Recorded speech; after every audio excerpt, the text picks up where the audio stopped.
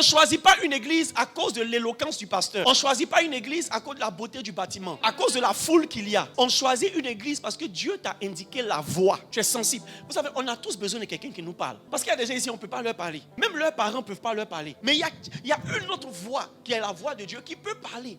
Et tu as besoin de ça.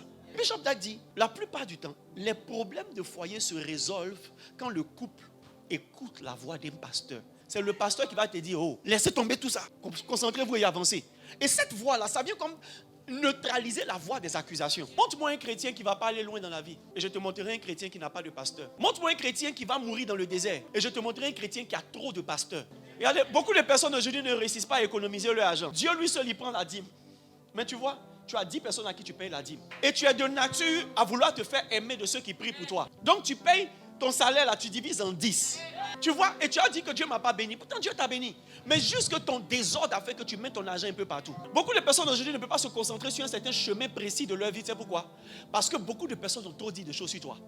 Aujourd'hui, on te dit tu seras une grande femme d'affaires. Demain, quelqu'un te dit tu seras une grande prophétesse. Quelqu'un dit non, toi tu dois aller aux États-Unis. Quelqu'un dit non, c'est pas aux États-Unis, mais c'est au Canada. Quelqu'un d'autre va dire non, c'est en France.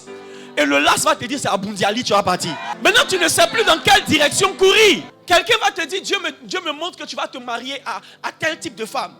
Un autre vient te dire non, Dieu me montre que tu vas te marier à une femme claire. L'autre dit non, c'est une femme noire. L'autre dit non, c'est Apuchu. L'autre dit non, c'est skinny. Il y a un qui dit c'est une blanche. Il y a d'autres qui disent non, je vois une Canadienne.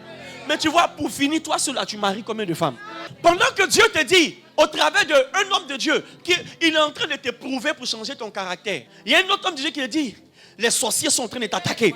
Et c'est ta maman qui est sorcière, qui est en train de t'attaquer ta vie.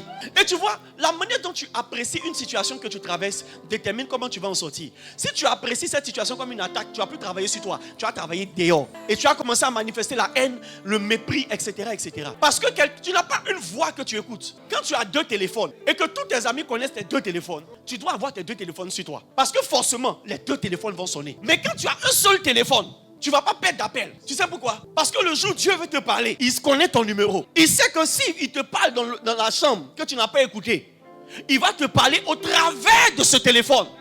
Lorsque tu as un seul pasteur, Dieu ne passe pas par plusieurs personnes pour te parler. Quand il appelle là, tu vas décrocher. Et si Dieu parle par d'autres personnes, c'est juste pour confirmer l'appel principal.